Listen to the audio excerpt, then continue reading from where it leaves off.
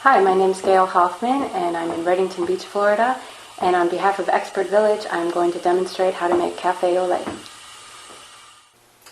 Okay, our milk is more or less coming to a scalding boil, which is what we want. And we're ready to serve our Café Au Lait. As you can see, we have the frothiness that I was talking about that comes with the French press. And again, you want to enjoy this coffee within 20 minutes of making it, just so that it's at its peak.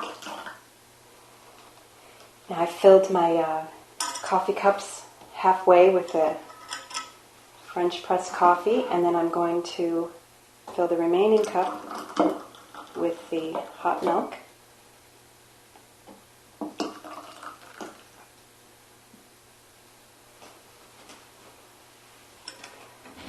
And